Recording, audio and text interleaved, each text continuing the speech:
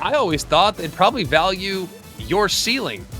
And at your best, who are you capable of beating? That's what I thought they'd go with. I really did. I thought that they would value ceiling when I'm evaluating flawed football teams. Because there's no denying that Ole Miss is flawed. There's no denying that South Carolina's flawed, Bama's flawed, and Miami is flawed as well. They're all flawed.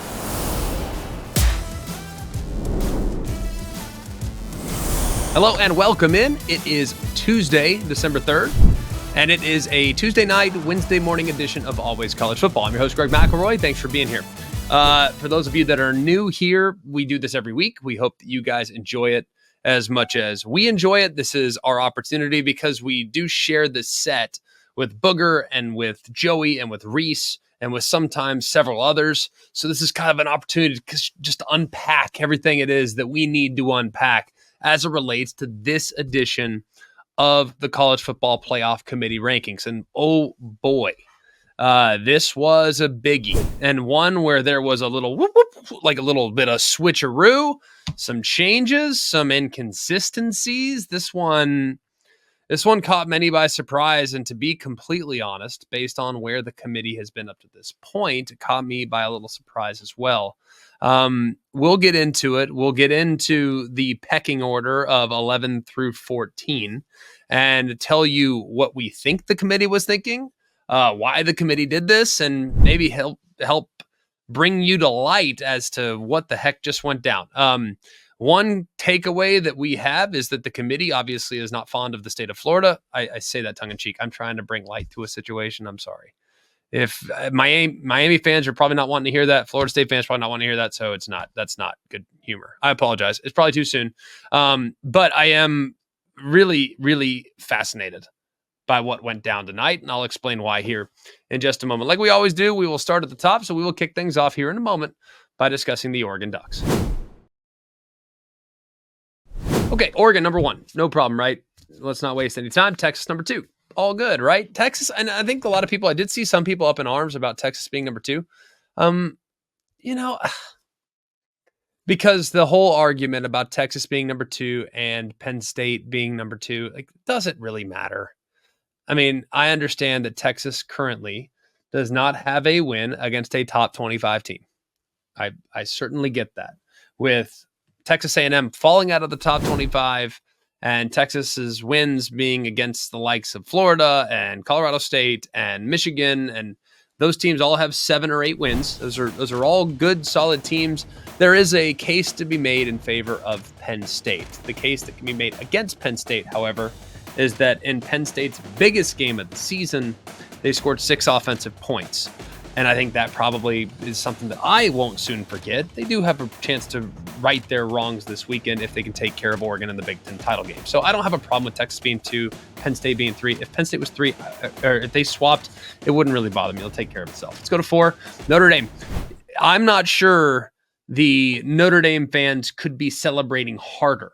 This is a team that 11 weeks ago, people were up in arms. And here they are now, not just sitting at home chilling on Conference Championship Saturday, but the best possible outcome that Notre Dame can have on an annual basis in this new format is a home playoff game. And they're going to have that.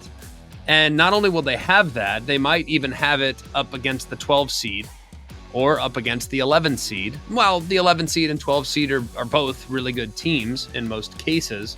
They're not having to play against, potentially a ticked off Ohio State team who's coming to South Bend because you're the 8 seed and they might be the 9. You know what I mean? So I think they're in a really good spot. I mean, maybe if Penn State loses to Oregon, maybe Oregon stays at 1. Penn State drops behind Ohio State, which would mean Notre Dame would be the 5 seed.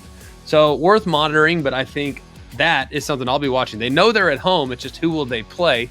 And you would think Notre Dame would probably want to play either the G5 champ or the Big 12 champ, which could very easily happen depending on some outcomes this weekend.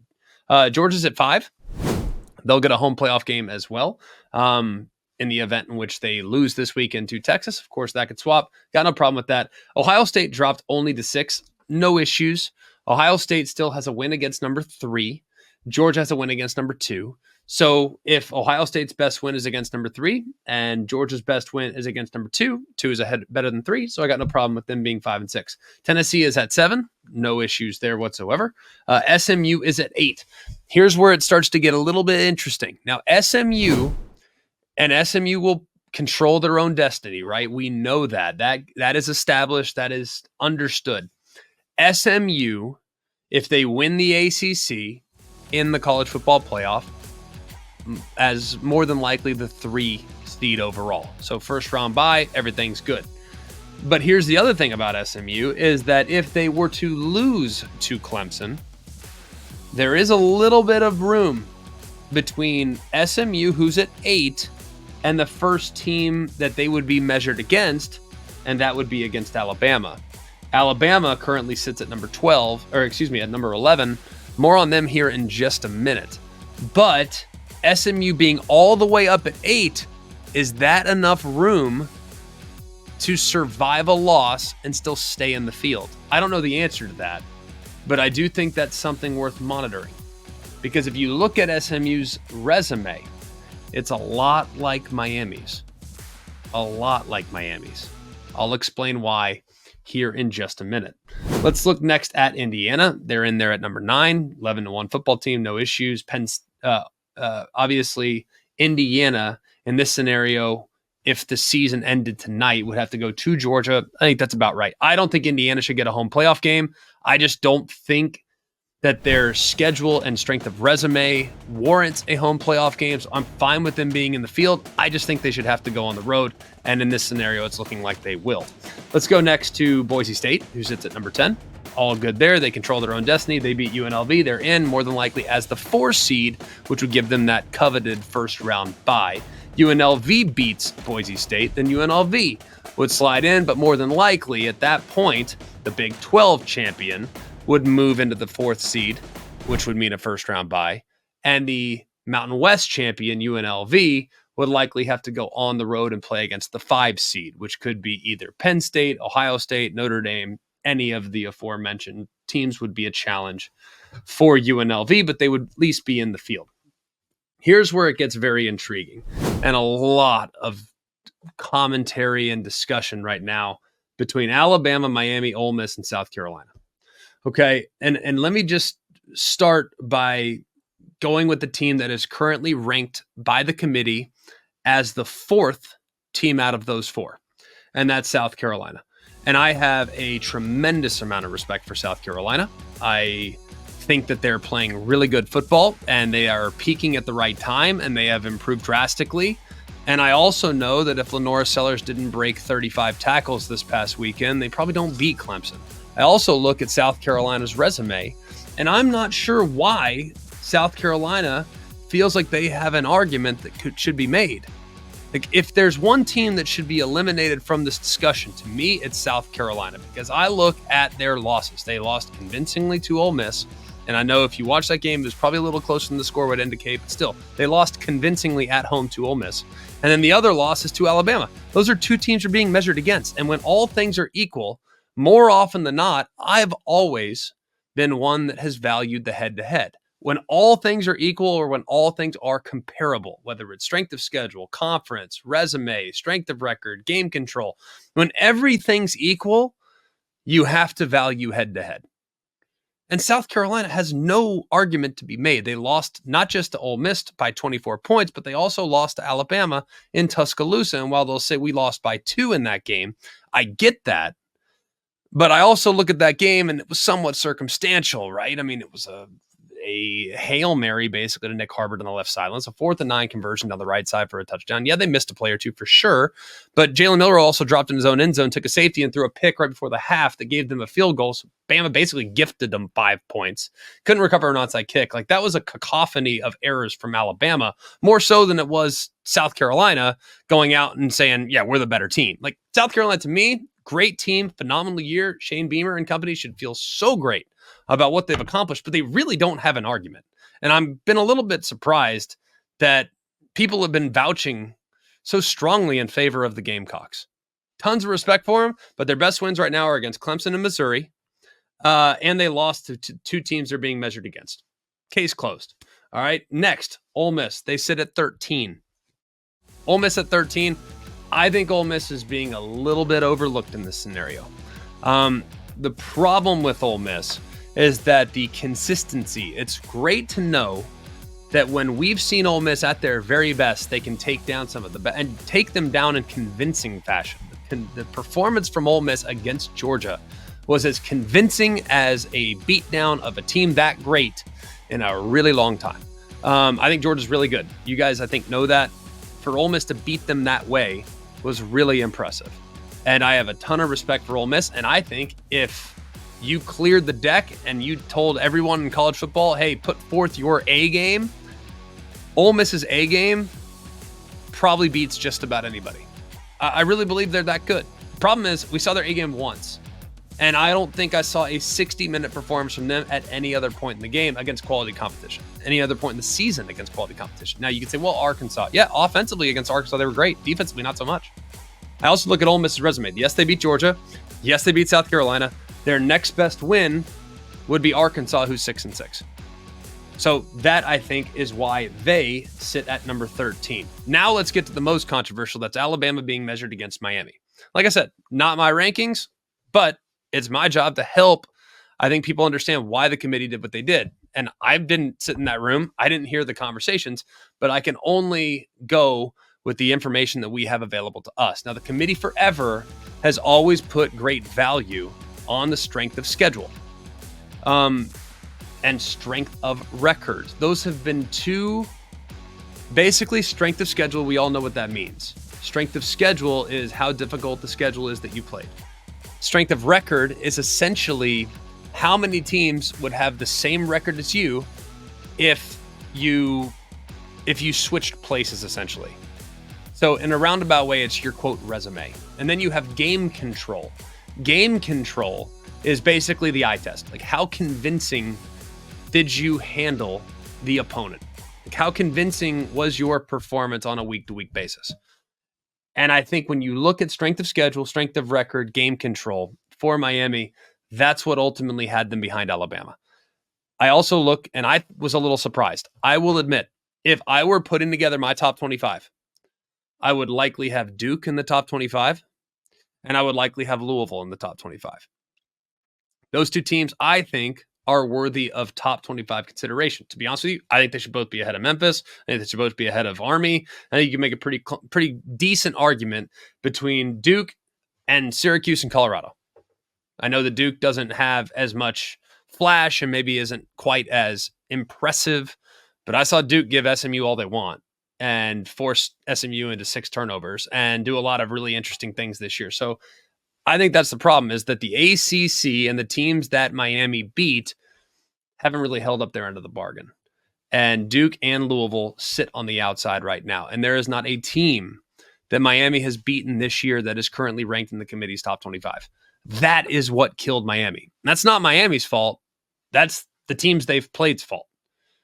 That's what it comes down to. The committee, for the first time this year, apparently it was not a factor prior to this past week, but for the first time this year, the committee said, all right, enough.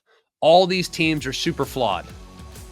Like, when we expanded to the 12-team format, we knew that we were going to be including very flawed football teams.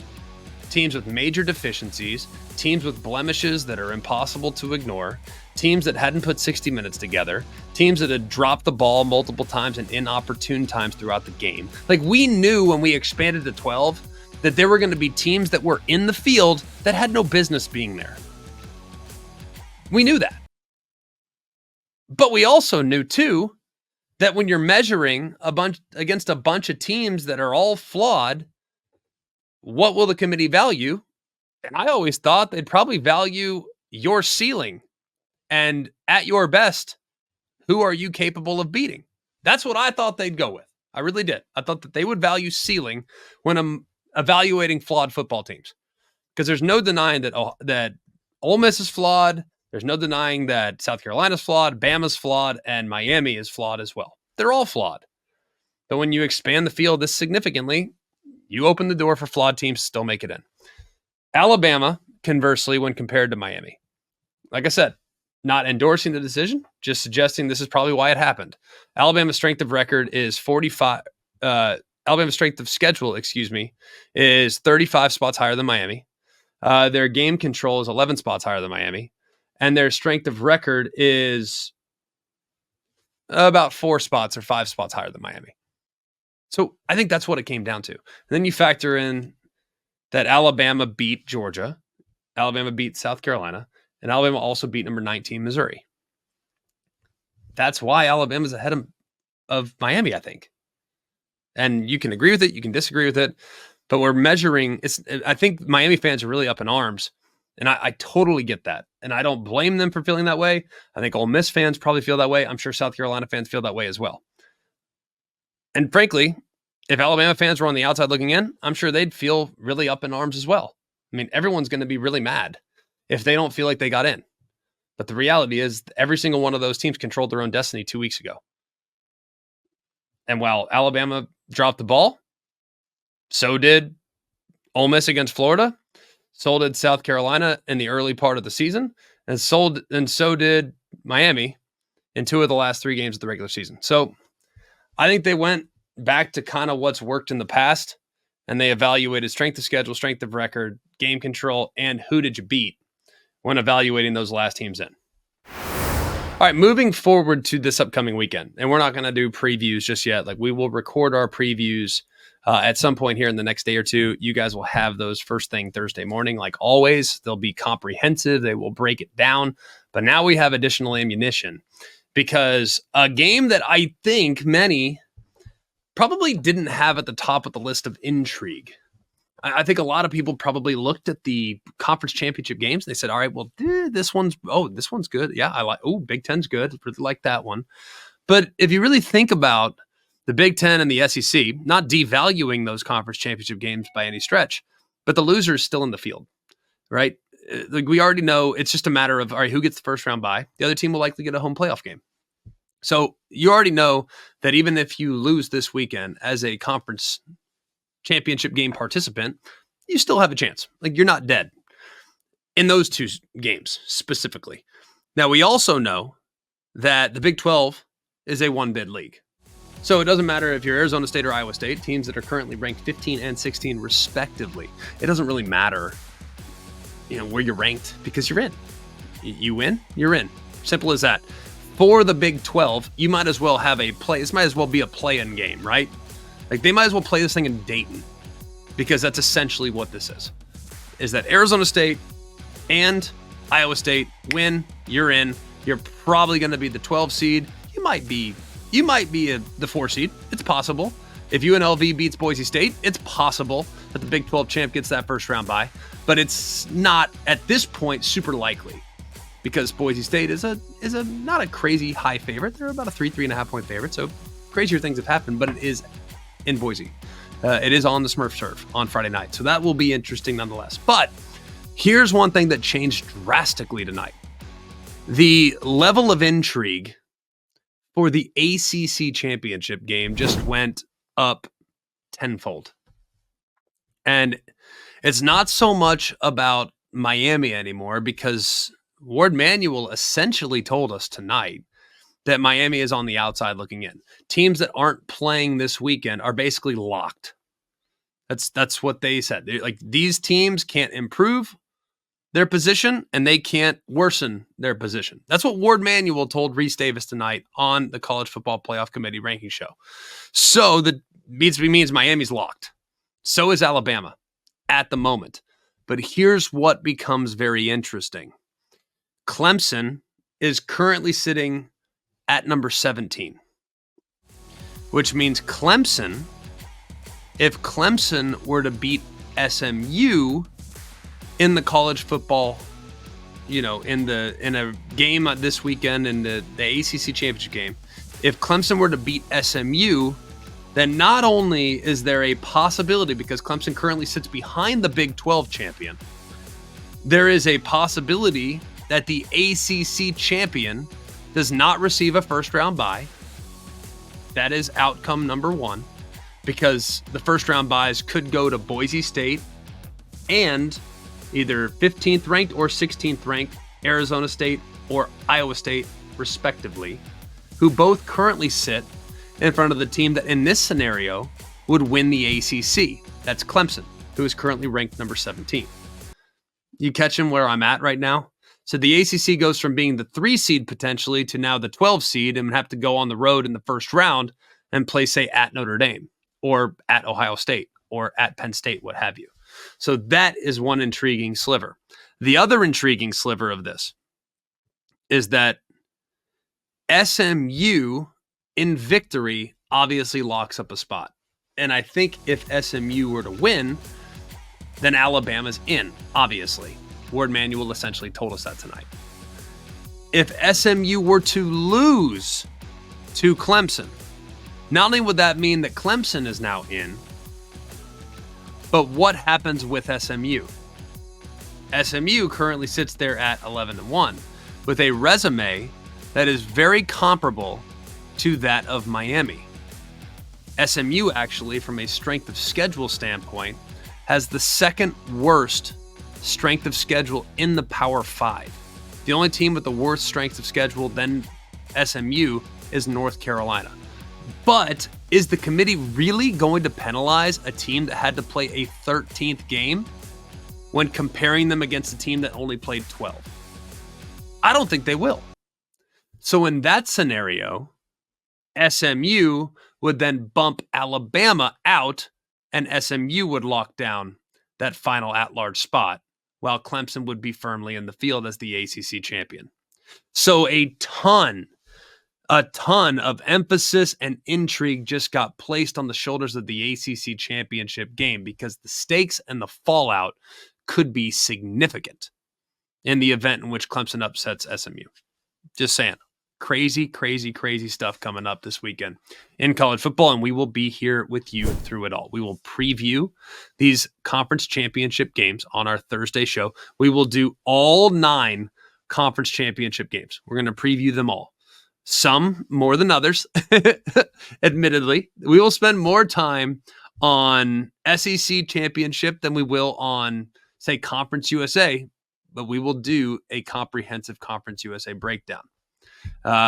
We absolutely feel like this is going to be a special weekend. I still put a high premium on conference championships. They still matter to me. Some people have suggested, well, I'd rather be the 5 seed than be the Big Ten champ. Not me. I want to win the championship. I want the trophy.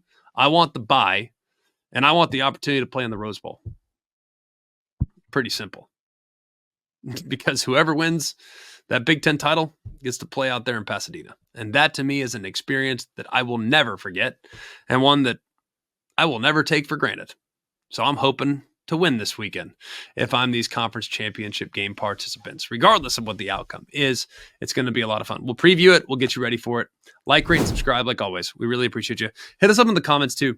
And I know that this is super, super controversial. And I remember this feeling last year being, on the set and being absolutely shocked when the committee showed us their final rankings and seeing Alabama in and Florida State, who was undefeated at the time, out. And I would imagine there's a lot of people dealing with that shock right now. And we are alongside you in understanding that that is a difficult pill to swallow. I absolutely get that. I'm sure that's a challenging thing to deal with. But when we expanded to 12, this was a matter of time. We are measuring flawed teams against flawed teams. And it's just whose flaws are more easily covered up, I think is probably the biggest thing, which I'm not sure that's going to make Miami fans feel a lot better, or Ole Miss or South Carolina or anyone else, but I just don't really know what else to tell you. If you lose 3 games, I don't think we needed to expand to 12, but we're here, and it is what it is. So we'll see what happens. It should be very interesting, and hopefully this weekend will unveil exactly how things sort themselves out when it comes to these conference title games. So for all of us here at Always College Football, from Mark, Jake, Jack, the other Jack, I'm Greg. We hope you have an amazing day, and remember, it's always college football. Hey guys, it's Greg McElroy. Thanks for watching Always College Football. Make sure you like, rate, and subscribe to ESPN's YouTube channel and wherever you listen to your podcasts.